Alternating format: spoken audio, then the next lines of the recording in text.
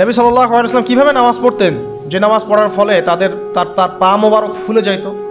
এক রাকাতে তিনি 4 পারা কোরআন তেলাওয়াত করতে পারলেন কিভাবে।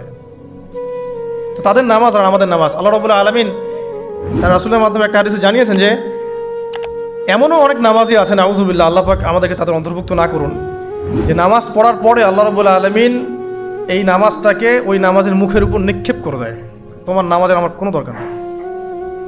আল্লাহ পাক আমাদেরকে হেফাজত করুন। ধীর স্থিরভাবে পড়ে, রিল্যাক্সে, তারা আর কিচ্ছু নাই। ওয়া মা খালাকতুল জিন্না ওয়াল ইনসা ইল্লা লিয়াবুদুন, শুধুমাত্র আল্লাহর ইবাদত করার জন্যই তো পৃথিবীতে এসেছি। হোক না দোকানটা 5টা মিনিট পরে খুললে কি হবে, হ্যাঁ জমিতে যান, জমিতে আধা ঘন্টা পরে গেলে কি হবে। যে আল্লাহ পাক আপনাকে বাঁচিয়ে রাখতে পারেন, সে আল্লাহ পাক আল্লাহর পথে সময় দিলে আপনাকে অফুরন্ত রিজিকও তো দিতে পারেন না। আপনি আল্লাহর হয়ে যান, বাকি সব আল্লাহ আপনার দায়িত্ব নিয়ে নেবেন ইনশাআল্লাহ। আপনি নিজে আল্লাহর হয়ে যান, আপনার সব কিছু দায়িত্ব কে নিয়ে নেবে? আল্লাহ নিয়ে নেবে। আল্লাহ পাক আমাদেরকে ধীর স্থিরভাবে আধ্যাত্মিকত্ব অর্জন করে নামাজ পড়ার তৌফিক দান করুন, আমিন। নামাজের আধ্যাত্মিকত্ব কি? আপনি আল্লাহর সামনে দাঁড়িয়েছেন, দুনিয়ার সাথে এখন আপনার কোনো সম্পর্ক নেই, আপনি এবং আল্লাহ, মাঝখানে কিছু নাই। নামাজে যা পড়ছেন, সূরা ফাতিহা, অন্যান্য সূরা, রুকু, তাসবিহ, সিজদা, তাশাহুদ, দুরূদ, অর্থ বোঝার চেষ্টা করেন এবং অর্থের দিকে ফোকাস করেন, আল্লাহকে পাবেন ইনশাআল্লাহ। সিজদায় রুকুতে যখন যাচ্ছেন, আপনি চিন্তা করেন যে আপনি মহাবিশ্বের মহা শক্তিধর আল্লাহ রাব্বুল আলামিনের সামনে মাথা নত করেছেন। আপনি চিন্তা করেন যে আল্লাহ আপনাকে দেখছেন। এখন যখনই মানুষ নামাজে দাঁড়ায়, আল্লাহ পাক তার দিকে দৃষ্টি নিবদ্ধ করে, এবং যখন মানুষ এদিক ওদিক তাকানো শুরু করে নামাজে, আল্লাহ পাক মুখ ঘুরিয়ে নেন। হ্যাঁ, নামাজে ওই যে আমরা যে ডিজিটাল নামাজ পড়ি না, এখন ডিজিটাল মানে 4 রাকাত নামাজ 4 মিনিটে শেষ। এক রুকু করলে সেজদা পাওয়া যায় না, সেজদার তাসবিহ পড়লে আবার এদিকে দেখা যায় যে দ্বিতীয় সেজদায় চলে গেছে অলরেডি ওঠার আগেই। অনেক ক্ষেত্রে ইমাম সাহেবরাও খুব দ্রুত নামাজ পড়ান, অনেক দ্রুত পড়ান। এত দ্রুত নামাজ পড়াবেন কেন? নামাজ জামাতে পড়লে সংক্ষিপ্ত করতে বলা হয়েছে, কিন্তু এত দ্রুত তো পড়তে বলা হয়নি। এখনো দেখবেন মক্কা মদিনায় গিয়ে নামাজ দেখবেন, মাশাআল্লাহ, নামাজটা তাদের মাশাআল্লাহ, এটার প্রশংসা না করলে হকাদা হবে না। নামাজটা অসাধারণ, ধীর স্থিরভাবে। ফজরের নামাজ 20 মিনিট, 15 মিনিট, 20 মিনিট পড়াচ্ছে নামাজ, রিল্যাক্স। নামাজে দাঁড়ালে চমৎকার তেলাওয়াত হচ্ছে, আপনি ভুলে যাচ্ছেন নিজেকে। তেলাওয়াত হবে চমৎকার, এবং সবচেয়ে ভালো যিনি তেলাওয়াত করতে পারেন তাকে নামাজে দিতে হবে। রিল্যাক্সে নামাজ পড়বে। ক্ষেত্র বিশেষে আপনি শর্ট করতে পারেন, কিন্তু সবসময় কেন আমরা 4 রাকাত নামাজ 3 মিনিটে শেষ করে দেব? আবার নামাজের পর দোয়াটা হবে লম্বা, অথচ নামাজটাই ছিল দোয়া, নামাজটাই কিন্তু দোয়া। এখন সেজদায় আমরা যদি কান্নাকাটি করতে না শিখি, আল্লাহর সামনে আমি মাথা নত করেছি, এখানে নিজের মনের যত আবেগ, আকুতি, দোয়া, এগুলো আল্লাহর সামনে ঢেলে না দিতে পারি, এই দোয়া কালাম না শিখি, তাহলে তো নামাজের আধ্যাত্মিকতা অর্জন হলো না। আল্লাহকে পাবো কিভাবে? এটা বড় প্রশ্ন না? যে আল্লাহর কাছ থেকে, যে জান্নাত থেকে আমরা পৃথিবীতে চলে আসলাম, সেই জান্নাতে যেতে হলে তো আমাকে আল্লাহকে পেতে হবে। আল্লাহকে পেতে হলে আমার কি কি করণীয়? খুব শর্ট করে আমি কয়েকটা পয়েন্টস আপনাদেরকে শেয়ার করছি। 1 নাম্বার, আল্লাহকে পেতে হলে অবশ্যই তার নবী মুহাম্মদ সাল্লাল্লাহু আলাইহি ওয়াসাল্লামকে অনুসরণ করতে হবে। এছাড়া আল্লাহকে পাওয়ার দ্বিতীয় কোনো পথ নাই। আল্লাহকে পেতে হলে অবশ্যই তার নবী মুহাম্মদ সাল্লাল্লাহু আলাইহি ওয়াসাল্লামের আদর্শগুলো জীবনের প্রতিটা ক্ষেত্রে বাস্তবায়ন করতে হবে। চলাফেরা, ওঠা বসা, খাওয়া দাওয়া, হ্যাঁ, ইস্তেঞ্জা করা, মুআমালাত, ব্যবসা বাণিজ্য, অর্থনীতি, সমাজ, রাষ্ট্র, সব ক্ষেত্রে আপনাকে মুহাম্মদ সাল্লাল্লাহু আলাইহি ওয়াসাল্লামের তরিকা, আদর্শটাকে ফলো করতে হবে। তাহলে আপনি আল্লাহকে পাবেন ইনশাআল্লাহ। যে ব্যক্তি আল্লাহকে পেয়েছে, সে দুনিয়াও পেয়েছে, আখিরাতও পেয়েছে। যে আল্লাহকে পায় নাই, দুনিয়াও বরবাদ, আখিরাতও বরবাদ। 1 নাম্বার তাহলে কি কাজ? আল্লাহ পাকের সর্বশেষ নবী মুহাম্মদ সাল্লাল্লাহু আলাইহি ওয়াসাল্লামকে অনুসরণ করা, তার আদর্শ মেনে চলা, 1 নাম্বার। 2 নাম্বার হচ্ছে 5 ওয়াক্ত নামাজ। আল্লাহকে পেতে হলে নামাজ লাগবে, নামাজ নাই আল্লাহ নাই। ওয়াস্তাঈনু বিস-সাবরি ওয়াস-সালাহ, তোমরা সবর এবং সালাতের মধ্য দিয়ে আল্লাহর সাহায্য প্রার্থনা করো। আমরা এই জন্য নামাজে বলি ইয়াকা না'বুদু ওয়া ইয়াকা নাস্তাঈন, আমরা শুধু আপনারই ইবাদত করি এবং আপনার কাছেই সাহায্য প্রার্থনা করি। আল্লাহকে পেতে হলে নামাজের কোনো বিকল্প নাই। যে ব্যক্তি নামাজ পড়ে না, আল্লাহর সাথে তার কোনো সম্পর্ক নেই, নো কানেকশন। আপনি যে কোনো কিছু চাচ্ছেন, সেজদায় পড়ে আল্লাহর সামনে আত্মসমর্পণ করেই চাইতে হবে। ওয়াসজুদ ওয়াক্তারিব, আল্লাহ পাক কি বলেছেন? সেজদা করো, নিকটবর্তী হও। তো ব্যাখ্যা অনেক করা যায়। নামাজ না পড়লে কিন্তু মানুষ কুফরিতে লিপ্ত হয়। যে ব্যক্তি মান তারাকা সালাতান মুতাআম্মিদান ফাকাদ কাফারা, যে ব্যক্তি সালাতকে অস্বীকার করে, ফরজ নামাজকে অস্বীকার করে, সে ব্যক্তি কিন্তু কুফরিতে চলে যায়। ঠিক আছে? তারপরে বাইনা রাজুলি ওয়া বাইনা শিরকি ওয়াল কুফরি তারকুস সালাহ, একজন মুমিন বান্দা এবং অমুসলিমদের মধ্যে পার্থক্যই নামাজ।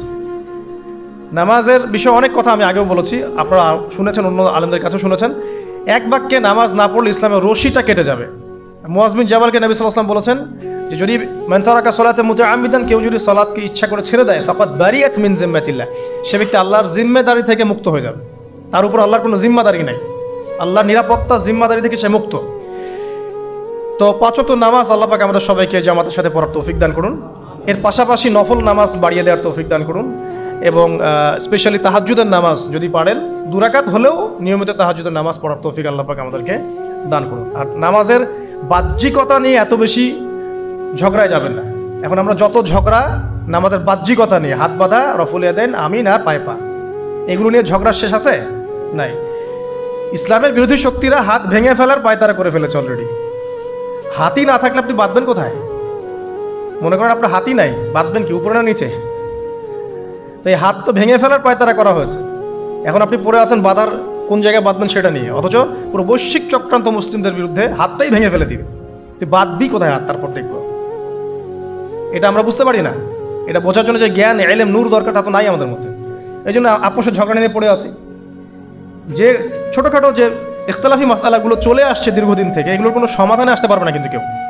পক্ষে বিপক্ষে কথা চলতেই থাকবে কিয়ামত পর্যন্ত, ওইগুলো নিয়ে আমরা ব্যস্ত আছি।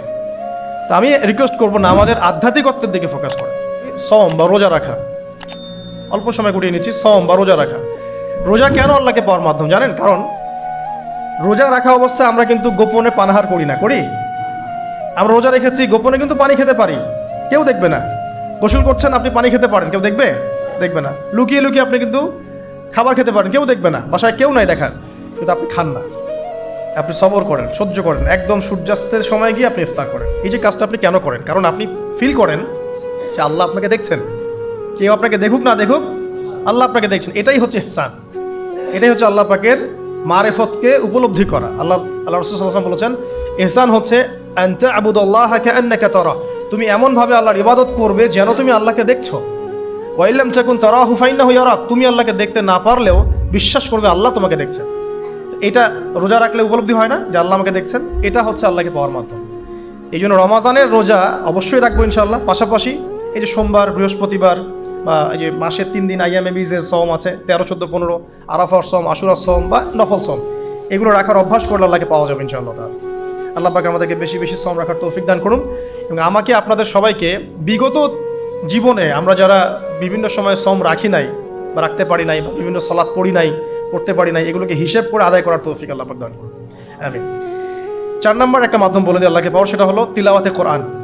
কোরআন তেলাওয়াত যে যত বেশি করবে, অর্থ উপলব্ধি করে পড়বে, সে আল্লাহ পাককে চাক্ষুষ পাবে ইনশাআল্লাহ। মানে আল্লাহ রাব্বুল আলামিন একটা চিঠি দিয়েছেন, মনে করেন আপনাকে, আপনার একজন কথার কথা এক্সাম্পল দিচ্ছি, যে আপনার কোনো একজন বন্ধু আছে অনেক দূরের কোনো দেশে, তা আপনি তাকে দেখেনও নাই, আপনি তাকে চিনেনও, মানে আপনি তার চেহারা দেখেন নাই, তাকে চিনেন না, তার সাথে যোগাযোগের মাধ্যম হচ্ছে আপনার চিঠি বা মেসেজ, ঠিক আছে? এখন সে আপনাকে কিছু মেসেজ পাঠালো, এই মেসেজের মধ্যে সে কিছু ইনস্ট্রাকশন দিয়েছে যে এইগুলো করতে হবে, এগুলো করতে হবে, বা আপনার প্রতি ভালোবাসার ইজহার করছে। কারণ এই মেসেজটা যদি আপনি পড়তে পারেন, তাহলে আপনি আপনার বন্ধুর সাথে একটা কানেকশন তৈরি করলেন না? বুঝতে পারছি না? আচ্ছা, এখন সমস্যা হচ্ছে কি, আমরা ওই মেসেজটা পড়তেই পারি না। আমরা তো কোরআনটা পড়তেই জানি না, তাহলে মেসেজটা পাবো কিভাবে? আর যারা পড়তে জানি সেই ভাষাটা বুঝি না। এখন ওই বন্ধু মনে করেন চিঠি লিখেছে বাংলা ভাষায়, আর আপনি বাংলা পড়তে জানেন না, তাহলে কি পারবেন উপলব্ধি করতে তার মনের ভাব, সেই বন্ধুর আবেগ, ভালোবাসা, প্রেম আপনি কি উপলব্ধি করতে পারবেন? লিখেছে সে উর্দু দিয়ে বা ইংরেজিতে, আপনি ইংরেজি বোঝেন না, ইংরেজি লিখতে পারেন না, তাহলে কি আপনি তার চিঠি বুঝতে পারবেন? এখন আমরা যেহেতু আরবি বুঝি না, এই কারণে কোরআনের মধ্যে কি পড়া, কি বলেছেন আল্লাহ রাব্বুল আলামিন আমরা উপলব্ধি করতে পারছি। আমি কি বুঝাতে পারছি? তো কোরআন শুধুমাত্র তিলাওয়াত করা যথেষ্ট নয়। তিলাওয়াত করলে আপনি প্রত্যেক হরফে 10 নেকি পাবেন, কোনো সমস্যা নাই, কিন্তু ওই মেসেজটাকে উপলব্ধি করতে হলে আপনার অর্থটা জানতে হবে। অর্থ জানলে পরে আপনি দেখবেন আল্লাহকে আপনি চাক্ষুষ সামনে পাচ্ছেন ইনশাআল্লাহ। আপনি হতাশ হয়েছেন, হতাশা দূর করার জন্য সূরা আছে কোরআনে। বিপদে পড়েছেন, বিপদ দূর করার সূরা আছে কোরআনে। আপনার রিজিকের সমস্যা কাটানোর সূরা কোরআনে আছে। কোনো হাজতের প্রয়োজন, সূরা ইয়াসিন, হাজতের সূরা চলে আসে। অসুস্থ হয়েছেন, শেফার সূরা কোরআনে আছে। বা কাউকে জিন টোনা করা হয়েছে, বান টোনা করা হয়েছে, ওর শেফাও কোরআনে আছে। এমন কোনো বিষয় নাই যেটা আল্লাহ রাব্বুল আলামিন কোরআনের মধ্যে নাজিল করেন নাই। ব্যবসা করতে চান, কোরআন কথা বলবে, ঠিক আছে? আপনি সামাজিক বিষয়ে ডিল করতে চান, সূরা হুজুরাত কথা বলবে। আপনি ইতিহাস ভালোবাসেন, কোরআনে ইতিহাস দিয়ে ভর্তি করা আছে। আপনি কাব্য ভালোবাসেন, কবিতা পড়তে ভালোবাসেন, কোরআনের মধ্যে কবিতা দিয়েও ভর্তি আছে। আর রহমান আল্লামাল কোরআন খালাকাল ইনসান, এখানে ছন্দ আছে না? প্রত্যেকটা ছন্দ, ওয়ান নাজমি ইযা হাওয়া মা দাল্লা সাহিবুকুম ওয়া মা গাওয়া ওয়া মা ইয়ানতিকু আনিল হাওয়া, ছন্দ আছে না? আপনি উপন্যাস ভালোবাসেন, কোরআনে অনেক উপন্যাস আছে, যা চান তাই পাবেন কোরআনে। এক কথায় আপনি আল্লাহকে পাবেন কোরআনের মধ্য দিয়ে। কোরআনের সাথে যার সম্পর্ক যত বেশি, আল্লাহর মারিফত সে তত বেশি পাবে ইনশাআল্লাহ আযজা ওয়া জাল্লা। 4টা বলেছি না? 5 নাম্বার হচ্ছে হজ উমরা করা। হজ উমরা আল্লাহ পাক আমাদের সবাইকে বেশি বেশি করার তৌফিক দেয়। কারণ হজ এবং উমরা এমন কিছু কাজ আছে যে কাজগুলো সরাসরি আপনার সাথে আল্লাহ পাকে কানেকশন করা হবে। আরাফার মাঠে যাবেন, ওই মাঠে কি কিয়ামত হবে না? আল্লাহকে চিনতে পারবেন এখানেই। তারপরে যে সাই করেন না, সাফা মারওয়া সাই করে, ওখানে গেলে আপনি বুঝতে পারবেন যে কিভাবে ইসমাঈল আলাইহিস সালামকে পানি দেওয়ার জন্য তার মা হাজারা এখানে দৌড়দৌড়ি করেছে। বাইতুল্লাহ দেখবেন, আপনি চিনবেন যে আল্লাহর তাওহীদ কি জিনিস।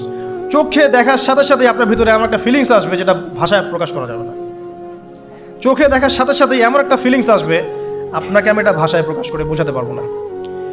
আপনি জানবেন ইব্রাহিম আলাইহিস সালাম এবং তার ছেলে ইসমাঈল আলাইহিস সালাম বাপ বেটা মিলে রাজমিস্ত্রির কাজ করেছে। এটা আপনি জমজম কূপ দেখবেন, পানি পান করবেন, আল্লাহকে চিনতে পারবেন যে এই কূপ তো অলৌকিক। এই কূপের মতো কূপ নাই পৃথিবীতে, এর পানি কখনো শেষ হয় না, এবং এই পানি খেয়ে মানুষ বেঁচে থাকতে পারে, খাবারের দরকার হবে না। দীর্ঘদিন পর্যন্ত এই পানি খেয়ে মানুষ বেঁচে থাকতে পারবে, খাবারের প্রয়োজন হয় না। তো এই পানির মধ্যে এমন কিছু উপাদান আছে যেটা মানুষের শরীরের রোগগুলোকে শেফা দিয়ে দিবে ইনশাআল্লাহ তাআলা আল্লাহর হুকুমে। তো প্রত্যেকটা কাজে রাসূল সাল্লাল্লাহু আলাইহি ওয়াসাল্লামের শহরে গেছেন মদিনায়, ওই মদিনার বাতাসটা আপনাকে বলে দিবে যে এটা একটা অন্যরকম শহর। ঠিক আছে? রাসূল সাল্লাল্লাহু আলাইহি ওয়াসাল্লামের রওজায় যাবেন, সামনে দাঁড়াবেন, আপনি আল্লাহকে চিনতে পারবেন। আপনি আর পৃথিবীতে থাকবেন না, অন্য জগতে চলে যাবেন।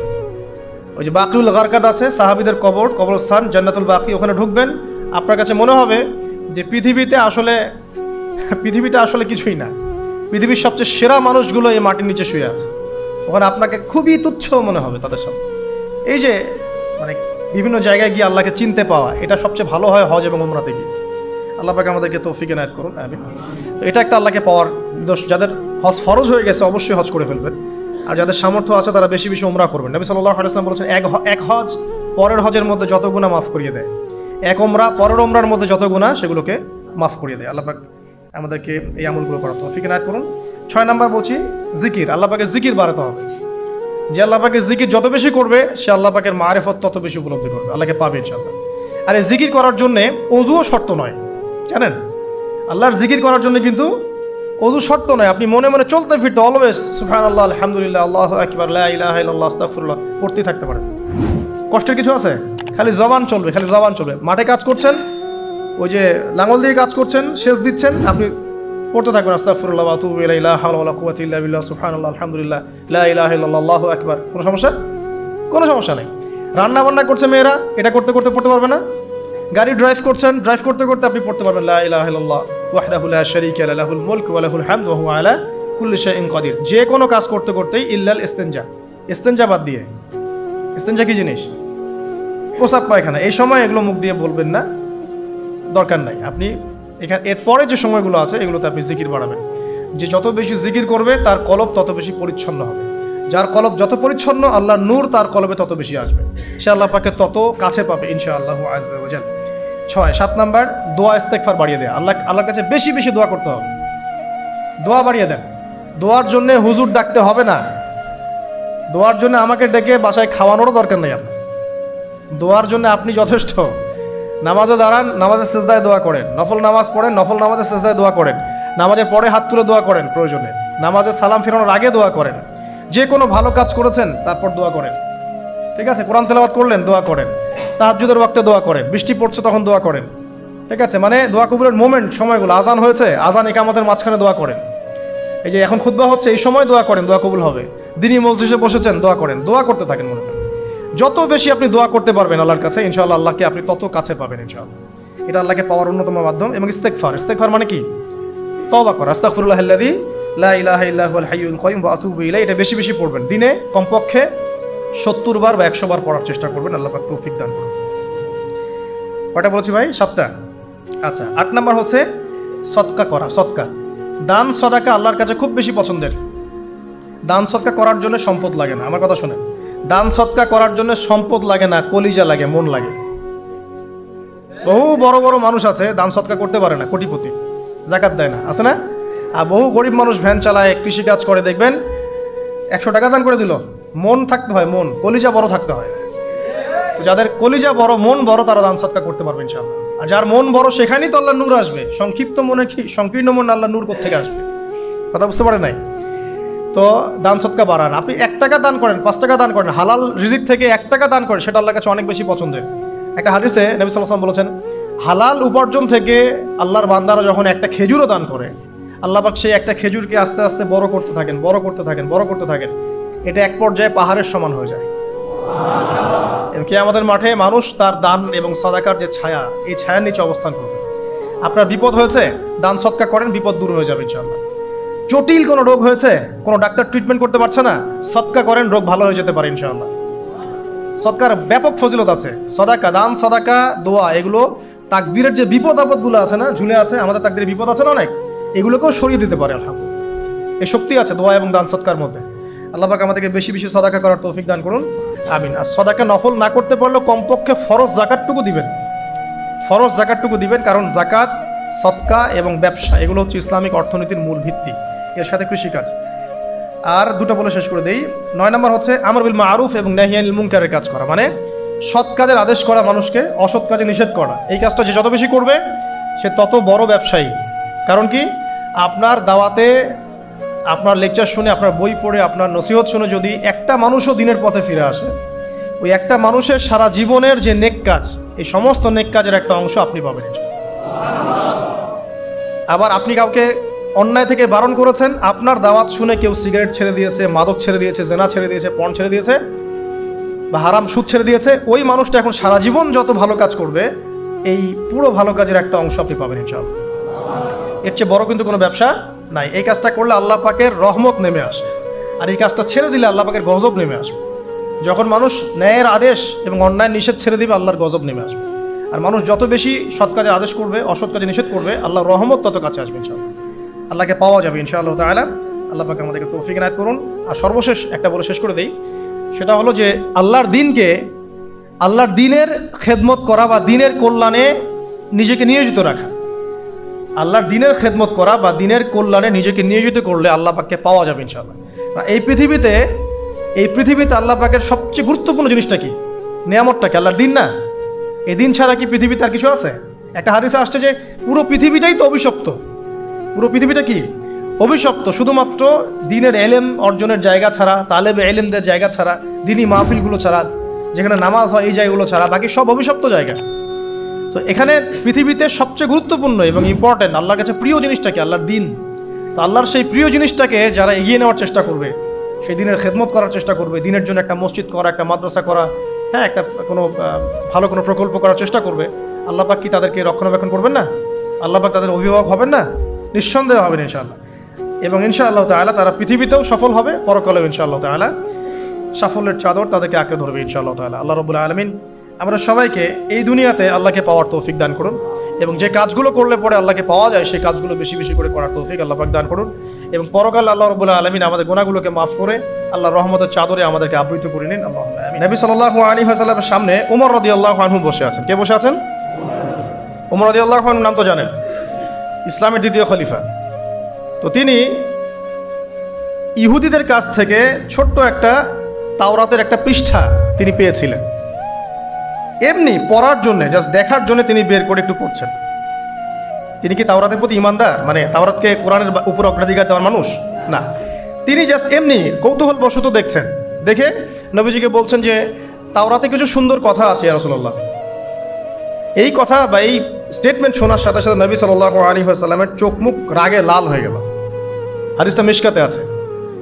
রাগে লাল হয়ে নবী সাল্লাল্লাহু আলাইহি ওয়াসাল্লাম বলছেন যে ইয়া ওমর, হে ওমর, তুমি আমার সামনে তাওরাত পড়ছো? জেনে রাখো, লাউ কানা মূসা হাইয়ান, যদি মূসা আলাইহিস সালাম এখন জীবিত থাকতো। তাওরাত কার উপর নাজিল হয়েছে? মূসা। তাওরাত পড়ছো আমার সামনে, তাওরাত যার উপর নাজিল হয়েছে সেই মূসা আলাইহিস সালাম যদি জীবিত থাকতো এখন, ফাত্তাবা'তুমুহু, আর তোমরা আমাকে বাদ দিয়ে তার অনুসরণ করতে, ওয়া তারাকতুমুনি, আমাকে ছেড়ে দিতে, লা দালালতুম আন সাওয়াইস সাবিল, তাহলে তোমরা অবশ্যই পথভ্রষ্ট হয়ে যেতে। তাওরাত পড়ছো, এখন যদি মূসা আলাইহিস সালামও জীবিত থাকতো আর তোমরা আমাকে বাদ দিয়ে নবী মূসার অনুসরণ করা শুরু করতে, তোমরা অবশ্যই জাহান্নামী হয়ে যেতে। লাউ কানা মূসা হাইয়ান, যদি মূসাও জীবিত থাকতো এখন, আবার যদি জীবিত করা হয় আলাইহিস সালাম, লাত্তাবা'নি, অবশ্যই তাকে আমার অনুসরণ করতে হবে। কথা কি বুঝতে পারছেন? এই কারণে শেষ জামানা যখন ঈসা ইবনে মারিয়াম আসবেন, তিনি নতুন কোনো শরীয়ত নিয়ে আসবেন না। কি নিয়ে আসবেন? তিনি মুহাম্মদ সাল্লাল্লাহু আলাইহি ওয়াসাল্লামের অনুকরণ রূপেই পৃথিবীতে আসবেন ইনশাআল্লাহ। তো আল্লাহ পাক আমাদেরকে দিয়েছেন আল কোরআন, এবং কোরআন এর ব্যাখ্যা হচ্ছে হাদিস। নবী সাল্লাল্লাহু আলাইহি ওয়াসাল্লাম বিদায় হজের ভাষণে বলেছেন, এই হাদিসটা খুব ভালো করে মনে রাখবেন। তিনি বলেছেন যে তারাকতু ফিকুম আমরাইন, আমি তোমাদের মাঝে মাত্র দুটা বস্তু ছেড়ে যাচ্ছি। কয়টা বস্তু? দুটা বস্তু। লান তাদিল্লু মা তামাসসাকতুম বিহিমা, তোমরা কোশ্চিনকালেও পথভ্রষ্ট হবে না যতদিন পর্যন্ত এই দুটাকে আঁকড়ে ধরে থাকবে। ঠিক আছে? তোমরা কোশ্চিনকালেও পথভ্রষ্ট হবে না যতদিন পর্যন্ত এই দুটাকে তোমরা শক্ত করে আঁকড়ে ধরে থাকবে। অন্য হাদিসে আছে দাঁতের মাড়ি দিয়ে কামড়ে থাকবে। আপনি সামনের দাঁত দিয়ে কিছু কামড়াতে গেলে কিন্তু টান দিলে ছিঁড়ে যাবে না? দাঁতের মাড়ি দিয়ে যদি শক্ত করে ধরেন এত সহজে কিন্তু টান দিলে ছিঁড়বে না। এই জন্য নবীজি বলছেন সাল্লাল্লাহু আলাইহি ওয়াসাল্লাম দাঁতের মাড়ি দিয়ে কামড়ে ধরে থাকবে কোরআন এবং সুন্নাহকে। সেই দুটো বস্তু কি? নবী সাল্লাল্লাহু আলাইহি ওয়াসাল্লাম বলছেন, একটা হচ্ছে কিতাব আল্লাহ, আল্লাহ পাকের কিতাব মানে কি? আল কোরআন। ওয়া সুন্নতি নবীহি মানে নবীর সুন্নাত, অর্থাৎ হাদিসগুলো। কোরআন এবং সুন্নাহ মিলে ইসলাম। এই ইসলামটাই হচ্ছে আল্লাহ রাব্বুল আলামিনের মনোনীত সর্বশেষ দিন, সর্বশেষ টেস্টিমেন্ট। মানে আদম আলাইহিস সালামও তো মুসলিম ছিলেন, নূহ আলাইহিস সালামও মুসলিম ছিলেন, ঈসা আলাইহিস সালাম, মূসা আলাইহিস সালাম, ইব্রাহিম আলাইহিস সালাম, এই যে লক্ষ লক্ষ নবী রাসূল, তারা মুসলিম ছিলেন না? সবাই মুসলিম ছিলেন, কিন্তু সর্বশেষ যে বিধিবিধানগুলো আল্লাহর পক্ষ থেকে এসেছে সেটা কি? কোরআন এবং সুন্নাহ এবং ইসলামের এই নতুন রূপটা, সর্বস্বীকৃত সর্বনতুন যে রূপটা, এটা কিয়ামত পর্যন্ত থাকবে ইনশাআল্লাহ। তো ইসলাম চির প্রাচীন এবং চির নতুন, চির আধুনিক। আমরা কি বুঝাতে পারছি? এখন এই ইসলামটা কি পরিবর্তনযোগ্য? উত্তর না। আল্লাহ পাক সূরা মাইদা 3 নম্বর আয়াতে বলছেন, আল ইয়াউমা আকমালতু লাকুম দীনাকুম ওয়া আতমামতু আলাইকুম নি'মাতি ওয়া রাদিতু লাকুমুল ইসলাম দীনান। আল্লাহ পাক বলছেন, আজকে আমি তোমাদের উপরে দিন ইসলামকে পরিপূর্ণ করে দিলাম। পরিপূর্ণ করে দেওয়ার অর্থ হচ্ছে এখানে সংযোজন বিয়োজনের কোনো সুযোগ নাই। কেউ যদি বলে 5 ওয়াক্ত নামাজের জায়গা 6 ওয়াক্ত বানাই দিব আমরা, ঠিক আছে? সুযোগ আছে? সুযোগ নাই। যাকাতের বিধানটা খুব কঠিন মনে হয়, যাকাতের নিসাবটা একটু কমাই দিব, পারবে? ইসলামের চুল পরিমাণ কিছু ঢোকানোর বের করার কোনো সুযোগ নাই। কেন নাই? কারণ আল্লাহ পাক এই দিনটাকে পরিপূর্ণ করে দিয়েছে। আল ইয়াউমা আকমালতু লাকুম দীনাকুম, দিনটাকে কামেল করেছি। কামেল মানে কামেল পাস মানে কি? সার্টিফিকেট পাইছে পরিপূর্ণ, তাই না? আচ্ছা, যদিও বা আমাদের অনেক কামেল পাস আছেন, দুঃখের সাথে জানানো বলতে হয় অনেক সময় অ্যারাবিক গ্রামারের বেসিক জিনিসও জানেন না। হ্যাঁ, সার্টিফিকেট সব কিছু না, জ্ঞান সব কিছু। এবং এই জ্ঞান শুধুমাত্র বই পড়ে অর্জিত হবে এমনও নয়। জ্ঞান আসে কার পক্ষ থেকে? আল্লাহর পক্ষ থেকে। এটা মনে রাখবেন, জ্ঞান আল্লাহর পক্ষ থেকে আসে। হ্যাঁ, জ্ঞান কখন আসবে? যখন আপনি পরিশ্রম করবেন, আপনার পরিশ্রম আল্লাহ পাক দেখবেন, আপনি ধারাবাহিকভাবে লেগে থাকবেন, আল্লাহর কাছে বেশি বেশি দোয়া করবেন, পাপ ছেড়ে দিবেন, গোনা ছেড়ে দিবেন, গোনামুক্ত অন্তর নিয়ে আল্লাহর কাছে কান্নাকাটি করবেন, আল্লাহ পাক ইনশাআল্লাহ ইলম দান করবে ইনশাআল্লাহ। ইমাম শাফি রাহিমাহুল্লাহ বলতেন যে আমি অনেক পড়ি কিন্তু ভুলে যাই। তার ওস্তাদ তাকে বললেন যে তুমি পাপ করা ছেড়ে দাও, যদি গুনাহ করতে থাকো তাহলে তোমার অন্তরে আল্লাহর নূর নাজিল হবে না। ঠিক আছে? তো গুনাহ মুক্ত অন্তর নিয়ে ইলম চর্চা করতে হয়। আল্লাহ পাক তৌফিক দান করুন। আমি আর ইলম অর্জন করে যদি অহংকার আর হিংসা চলে আসে, তাহলে সেই ইলম হবে শয়তানের ইলম। শয়তান প্রচন্ড আলেম ছিল, কিন্তু ইবলিস কি ছিল? আলেম ছিল। সে কিন্তু আলেম আর আবেদ ছিল, সে ইলম অনেক অর্জন করেছিল এবং আল্লাহ পাকের প্রচুর ইবাদত করত। কিন্তু তারপরও কেন সে জাহান্নামী হলো? কারণ একটাই, আবা ওয়াস্তাকবারা, সে উদ্ধত হয়েছিল, অহংকার করেছিল। ইসলাম পরিপূর্ণ, এখানে সংযোজন বিয়োজনের কোনো সুযোগ নাই। এখন ইসলাম ছাড়া অন্য কোনো দিন মানলে কি হবে কিনা? আল্লাহ পাক সূরা আলী ইমরানের মধ্যেই বলছেন, ওয়ামান ইয়াবতাগি গায়রাল ইসলামি দীনান ফালা ইউকবাল মিনহু, কেউ যদি ইসলাম ছাড়া, এই পরিপূর্ণ দিনটা ছাড়া অন্য কোনো জীবন ব্যবস্থা তালাশ করে, তার পক্ষ থেকে কোশ্চিন কালেও কোনো আমল কবুল করা হবে না। এটা কার কথা? আল্লাহর কথা। এখন আসেন, ইসলাম বাদ দিয়ে আমরা অন্য যে মতবাদগুলো অনুসরণ করে থাকি আর কি, পশ্চিমা মতবাদ বলেন, তারপরে গ্রিকদের দর্শন বলেন, চাইনিজ দর্শন বলেন, তারপর ব্যাবিলনের সভ্যতার দর্শন বলেন, যত দর্শন আমরা ফলো করি ইসলাম বাদ দিয়ে, এগুলো যদি কোরআন এবং সুন্নাহর সাথে সাংঘর্ষিক হয়, সেগুলো কি পরকালে আমাদেরকে বাঁচাতে পারবে? পারবে না। কিন্তু যে কোনো মত, যে কোনো পথ, যে কোনো দর্শন যদি ইসলামের অনুকূলে হয়, কোরআন সুন্নাহর কাছাকাছি হয়, কোরআন এবং হাদিসের সাথে মিলে যায়, সেটা ইনশাআল্লাহ তাআলা ইসলামকে এগিয়ে নেওয়ার ক্ষেত্রে সাহায্যকারী ভূমিকা পালন করবে। আমি কি বুঝাতে পারছি? আল্লাহ পাক পৃথিবীতে নামিয়ে দিয়েছেন, এতিম করে ছেড়ে দেন নাই। আল্লাহ পাক হেদায়েত দিয়েছেন, আসমানি কিতাব পাঠিয়েছেন। আসমানি কিতাবের সর্বশেষ কিতাব কি? আল কোরআন, যার ব্যাখ্যা হচ্ছে সুন্নাহ, হাদিস। কোরআন আর হাদিস মিলেই হচ্ছে ইসলাম। এটা বাদ দিয়ে অন্য কোনো দিন তালাশ করলে আমল কবুল হবে না। এই ইসলামের সংযোজন বিয়োজনের কোনো সুযোগ নাই। এখন ইসলাম বাদ দিয়ে অন্য মতাদর্শগুলো যদি আমরা ফলো করি, সেগুলো যদি কোরআন সুন্নাহর অনুকূলে হয় ঠিক আছে, যদি কোরআন সুন্নাহর প্রতিকূলে যায় তাহলে ঠিক নাই।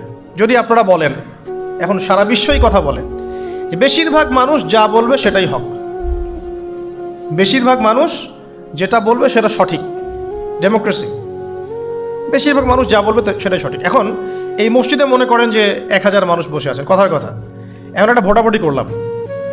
বিষয় কি? বিষয় হচ্ছে সুদ হালাল না হারাম।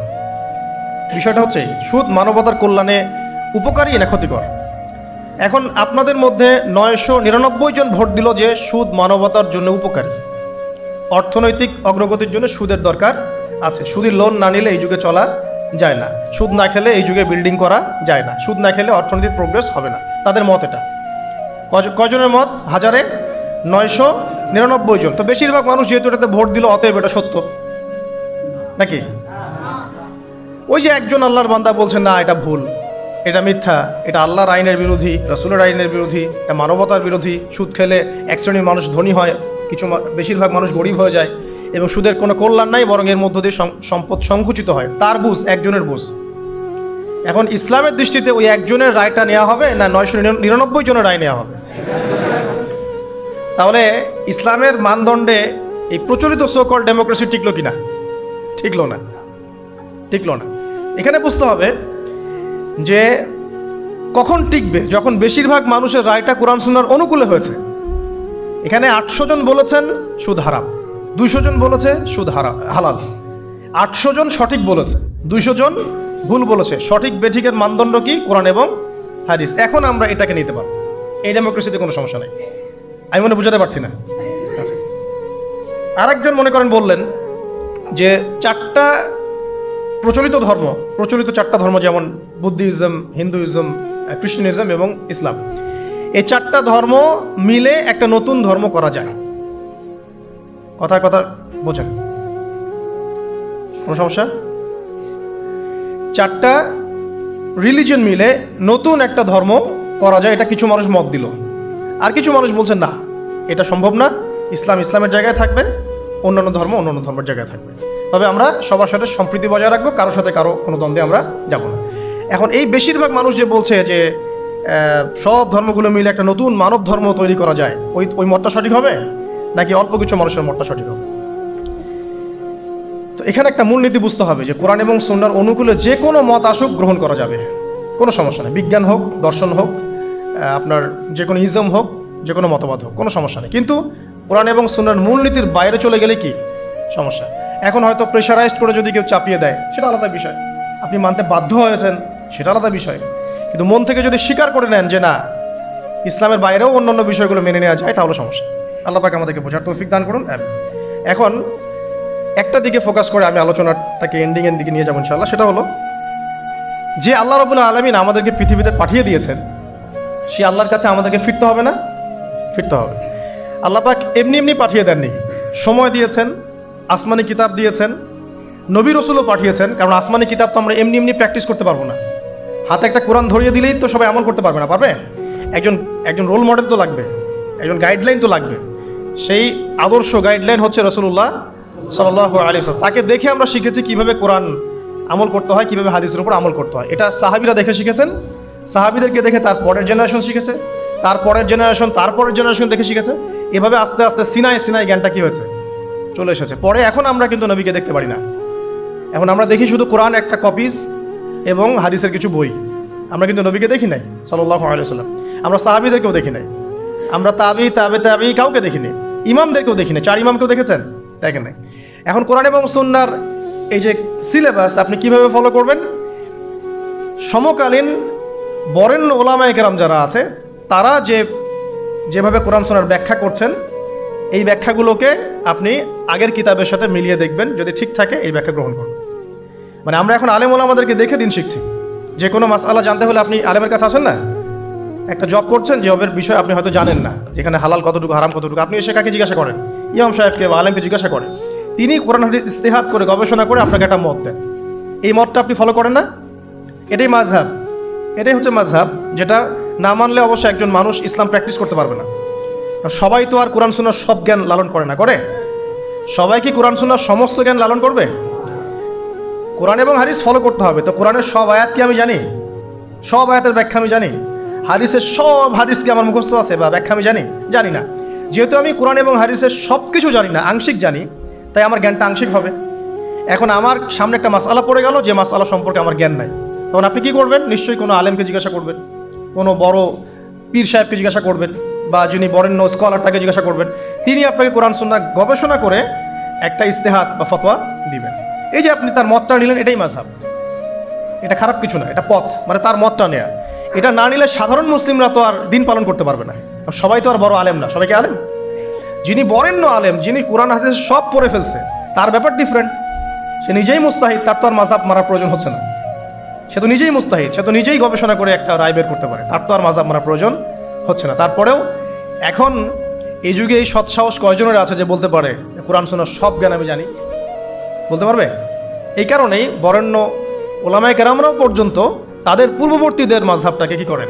ফলো করেন। যেটা ফলো না করলে আপনি কিন্তু ইসলামটা পরিপূর্ণরূপে বুঝতে পারবেন না, সমস্যা হয়ে যাবে। আংশিক জ্ঞান নিয়ে যদি আপনি কোরআন সুন্নাহ গবেষণা করে মাসআলা বের করতে যান, সমস্যা হয়ে যাবে, আপনি বিভ্রান্ত হয়ে যেতে পারেন, যেহেতু সব জ্ঞান আপনার নাই।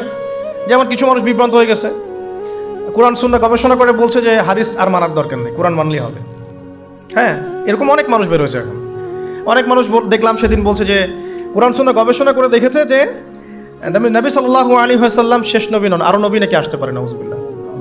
তো কোরআন সুন্নাহ গবেষণা করে সে তার ওই ভাঙাচোরা বুদ্ধিতে বুঝেছে যে লা ইলাহা ইল্লাল্লাহ কালিমা একবার মুখে পড়লেই হবে, আমলের কোনো দরকার নেই। আবার এক শ্রেণী বের হচ্ছে, ওরা বলছে যে কবিরা গুনাহ যদি করে কেউ, কবিরা গুনাহ যদি কেউ করে ফেলে, সে কাফের হয়ে যাবে, তাকে হত্যা করা যাবে, নাউজুবিল্লাহ। এরকম মানুষ যে বিভ্রান্ত হচ্ছে কেন? বিকজ নিজে নিজে অধিক পাণ্ডিত্য প্রদর্শন করতে গিয়ে অন্যের মত, বড় বড় স্কলারদের আলেমদের মতকে প্রত্যাখ্যান করে নিজে যখন সবকিছু বুঝি এমন দাবি করছে, তখন বিভ্রান্ত হয়ে যাচ্ছে। এই কারণেই পূর্ববর্তী রিনাউন্ড ওলামায়ে কেরাম যারা আছেন, ইমাম ফকিহ মুস্তাহিদ যারা আছেন, তাদের রায়গুলো এত ইম্পর্টেন্ট। এই কারণে তারা গবেষণা করে উম্মাকে 100 বছর এগিয়ে দিয়েছেন। এখন কি আমি আবার 100 বছর পিছন থেকে শুরু করব? বুঝাচ্ছি দাঁড়ান। মেডিকেল সায়েন্স আছে না, মেডিকেল সায়েন্স, মেডিকেল সায়েন্সের যে বইগুলো পড়ে মানুষ ডক্টর হয়, সেই বইগুলো ওই সেকশনের বিজ্ঞ পণ্ডিতরা লিখেছেন না? ঠিক আছে না? এখন কেউ যদি ডক্টর হতে চেয়ে বলে যে আমি এই বইগুলো পড়বো না, আমি আবার নতুন করে বই লিখে বই হয়ে পড়ে ডক্টর হবো, হবে? যদি করতেও পারে, তাও তো আর সে 100 বছর পিছিয়ে গেল। বুঝাতে পারছি না মনে হয়। কেউ ইঞ্জিনিয়ার হতে চায়, ইঞ্জিনিয়ারিং পড়তে গেলে তাকে অনেক বই পড়তে হয় না? প্রামাণ্য কিছু বই পড়তে হয়। সেই বইগুলো কে লিখেছে? বড় বড় ইঞ্জিনিয়াররা লিখেছে এই সূত্রগুলো, তাই না? এই বইগুলো পড়ে তারা ইঞ্জিনিয়ার হচ্ছে। এখন একজন চিন্তা করলো যে আমি ইঞ্জিনিয়ার হব, ইঞ্জিনিয়ারিং এর যত বই আছে নিজে আমি গবেষণা করে আবার নতুন বই লিখে ওই বইগুলো পড়ে আমি কি হব? ইঞ্জিনিয়ার হব। এই যদি ইঞ্জিনিয়ার হয়ও, তাহলেও কিন্তু 100 বছর পিছিয়ে গেল। বিজ্ঞানী হবে, বিজ্ঞানের অনেক সূত্র আছে না, ফিজিক্সের, কেমিস্ট্রি, বায়োলজির অনেক সূত্র আছে না? এই সূত্রগুলো গবেষণা করে করে মানুষ বড় বড় বিজ্ঞানী হচ্ছে না? এখন কেউ যদি চিন্তা করে না আমি নতুন করে সব তত্ত্বগুলো আবার আবিষ্কার করব, করে প্রামাণ্য বই লিখবো, সেই বই পড়ে নিয়ে আমি আবার বিজ্ঞানী হব, কত বড় বোকা, চিন্তা করেছেন? তো এখন বিষয়টা হচ্ছে, যারা 100 বছর এগিয়ে দিয়েছেন উম্মাকে, নতুন করে আবার 100 বছর পিছন থেকে শুরু করার কোনো মানে নাই। হ্যাঁ, এখন কি করতে হবে? যদি এমন নতুন নতুন কিছু মাসআলা বের হয় যেগুলো কোরআন সুন্নাহর সাথে সরাসরি পাওয়া যাচ্ছে না, তখন আপনি কি করবেন? আলেম ওলামাদের ইজতিহাদের আশ্রয় নেবেন। দেখবেন, আপনি যাচাই করে দেখবেন যে এই মাসআলাটা কোন কোন আলেম কিভাবে রায় দিচ্ছেন। তারপর আপনার বিবেক আছে, আপনার বুদ্ধি আছে, আপনাকে আল্লাহ পাক ইলম দিয়েছেন, কোরআন সুন্নাহ গবেষণা করে আপনি একটা ফতোয়ায় আসতে পারবেন ইনশাআল্লাহ তাআলা। আল্লাহ পাক তৌফিক দান করবেন। যেটা বলছিলাম, শর্ট করে বলি, যে আল্লাহ পাক আমাদেরকে পৃথিবীতে নামিয়ে দিয়ে এতিম ছেড়ে দেন নাই। কোরআন সুন্নাহ দিয়েছেন, একটা রোল মডেলও দিয়েছেন। কোরআন সুন্নাহ নাজিল করেছেন, এটা দিয়ে ইসলামকে পরিপূর্ণ করেছেন, ঢোকানোর বের করার কোনো সুযোগ নাই। একই সাথে আল্লাহ পাক রাসূল সাল্লাল্লাহু আলাইহি ওয়াসাল্লামের আদর্শ সামনে রেখেছেন, এটাকে ফলো করে আপনাকে কোরআন সুন্নাহ মানতে হবে। এখন নবী নাই, সাহাবী নাই, তাবিঈ তারা নাই, কিন্তু তাদের উত্তরসূরি ওলামায়ে কেরাম তো আছে, মুস্তাহিদ কেরাম আছেন, মুফাসসিররা আছেন, মুহাদ্দিসরা আছেন। তাদের রায়গুলো মেনে আপনাকে দিন ফলো করতে হবে। হ্যাঁ, তাদের কোনো রায় যদি দেখা যায় কোরআন সুন্নাহর সাথে সরাসরি বিরোধী হয়ে গেছে, একজন বড় আলেম মনে করেন বললেন যে হ্যাঁ সুদী এনজিওতে টাকা রাখা যেতে পারে, হয়তোবা সে বিক্রি হয়ে গেছে বা তার কোনো মতের ভ্রম হয়েছে বা কোনো একটা কারণে কোনো স্বার্থে সেই কথাটা বলেছে। এবার আপনি বুঝতে পারছেন তার নাম অনেক বড়, টাইটেল অনেক বড়, কিন্তু সে সরাসরি কোরআন সুন্নাহর বিরুদ্ধে একটা কথা বলছে, আপনি নিবেন? তখন আপনি নিবেন না, তখন ওই মাসআলাটা নিয়ে অন্য আলেমদের কাছে যাবেন যে অমুক আলেম তো এই কথা বলছেন, আপনারা কি বলছেন। তখন আপনি যাচাই বাছাই করে একটা সিদ্ধান্তে আসতে পারবেন। এভাবে দিন পালন করলে ইনশাল্লাহ বিভ্রান্ত হতে হবে না ইনশাআল্লাহ। আর একা একা বুঝে সব করতে গেলে সমস্যা আছে। আল্লাহ পাক আমাদেরকে একটু বোঝার তৌফিক দান করুন। এখন শেষ করার আগে আমি আর 10-15 মিনিট সময় নিচ্ছি, যে একটা জায়গায় আমি ফোকাস করি যে দিন পালন করতে গিয়ে সবচেয়ে বড় চ্যালেঞ্জটা হচ্ছে, সবচেয়ে বড় চ্যালেঞ্জ সেটা হচ্ছে আল্লাহকে পাওয়া। কি করা? যে আল্লাহর কাছ থেকে আমরা এসেছি সেই আল্লাহকে দুনিয়াতে এবং আখিরাতে পাওয়া, এটাই চ্যালেঞ্জ। আল্লাহকে যে ব্যক্তি পেয়েছে সে দুনিয়ার সব পেয়ে গেছে। আল্লাহকে যে পায় নাই সে আসলে কিছুই পায় না, ইহকাল পরকালের কিছুই পায়নি। এখন